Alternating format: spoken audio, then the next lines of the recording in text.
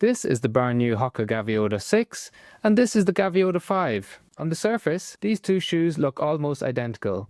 Same name, same category, same role as Hoka's premium stability shoe, but Hoka have changed more in the Gaviota 6 than they have in years. And the big question is whether these changes actually make the shoe better, or whether they've taken away some of what made the Gaviota 5 so comfortable in the first place. The Gaviota 6 is lighter, firmer, and noticeably more stable underfoot.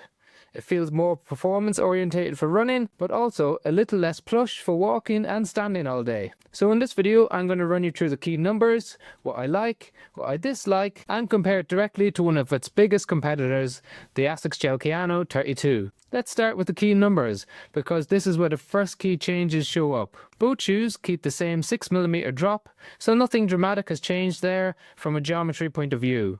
But the weight has changed a lot. The Gaviota 5 comes in at around 310 grams, whereas the Gaviota 6 drops down to 283 grams in the size 9 men's US. So you're losing nearly 30 grams, which is a huge change for a stability shoe. And you definitely notice it on your foot straight away. The Gaviota 6 just feels lighter and more agile. In the upper, in the Gaviota 5, it used acrylic jacquard mesh, which was soft and quite forgiving. The Gaviota 6 now has a technical mesh with an internal gilly lacing system, and that gives you much more of a wraparound feel through the midfoot and a more secure lockdown. The trade-off is that the toe box feels a little bit more snug compared to the Gaviota 5. Both shoes still use the compressed molded EVA cushioning, but they feel very different underfoot. And the big reason for this is the brand new enhanced H-frame stability system in the Gaviota 6. That's what gives its firmer, more controlled and more stable ride compared to the much plusher feel of the Gaviota 5. Let's move on to what I actually like about the Gaviota 6. The first thing is the stability. With this new H-frame system, the shoe feels much more structured through the midfoot and the heel. Your foot stays more centered, and there's much less of that soft collapse that you sometimes felt in the Gaviota 5. So if you're someone with flat feet, posterior tibial tendonitis, or you just like a very controlled platform when you're walking or running, this is a really nice improvement. The second thing I like is the weight and responsiveness. Dropping nearly 30 grams makes a big difference.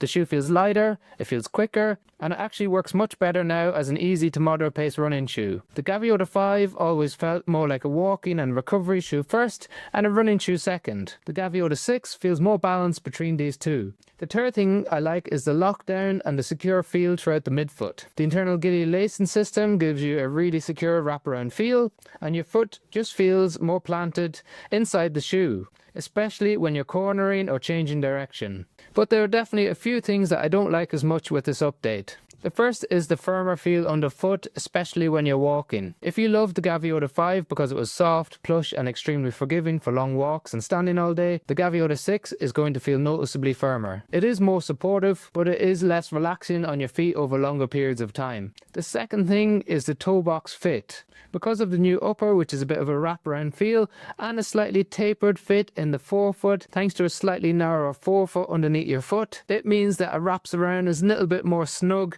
around the outer side of the toes. So if you have a broader foot, onions, or you just like the roomy feel of the Gaviota 5, this might feel slightly restrictive. And it is a shame because it's one of the reasons I recommended the Gaviota 5 so often in 2025. Fortunately, it does come in an extra wide version for those of you who need it.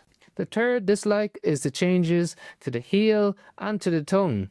So previously we had a semi-gusseted tongue in the Gaviota 5, it's now non-gusseted. It still had a good lockdown, but I feel like when it's gusseted, it just keeps everything nice and centered in the shoe. The heel counter is slightly lower, so some of you might feel that your heel is slipping out the back of the shoe who prefer the lockdown on the Gaviota 5. It's just a tiny bit lower in the Gaviota 6, so for some of you, you may notice it, the majority of you may not. And finally, the rocker is slightly less aggressive.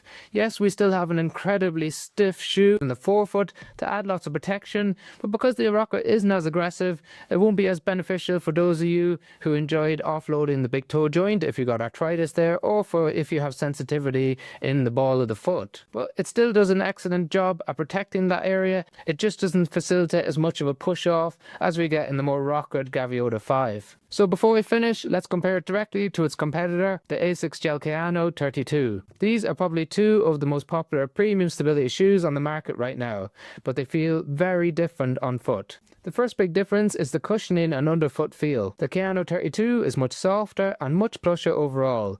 With 40mm in the rear foot and 32 in the forefoot, you get a lot more protection under your heel, and you sink into the cushioning a lot more when you initiate contact with the ground. The Gaviota 6, by comparison, feels noticeably firmer and more controlled. You don't sink into it as much, and the platform feels flatter and more stable underneath you. So if your priority is plush cushioning for longer walks or for standing all day, or for long easy runs, the Kayano 32 is the more forgiving and luxurious feel underneath your foot. The next big difference is the stability features. The Kayano 32 uses that 4D guidance system with a very broad base, lots of sole flare, and sidewalls on both sides of the shoe, and direct arch support. But compared to older Kayano models, you don't feel the arch support biting up into your foot quite as much anymore. So I'd now classify the Kayano 32 as a moderate stability shoe. The Gaviota 6, on the other hand, feels more structured and more direct. The new enhanced H-frame gives you a stronger sense of midfoot control and a more planted feel under the arch in the heel. So if you're someone with posterior tibial tendon issues, you may prefer the direct arch support of the Kayano 32, while if you have tired feet at the end of the day, you might prefer the structured version of the Gaviota 6. Then there's geometry and transition. The Kayano 32 has a more aggressive forefoot rocker. It really helps with toe off and propulsion,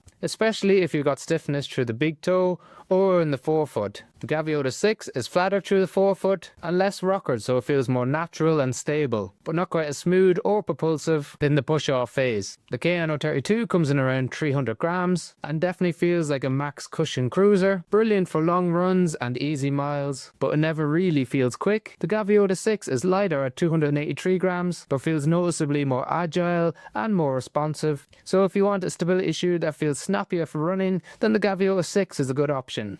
But I'd love to know what you think. Are you going to upgrade to the Gaviota 6 or pick up the more plush Gaviota 5 with a slightly wider toe box? Well, I've got links to both shoes in the description if you want to check out the latest price on Amazon. Otherwise, thank you very much for tuning in.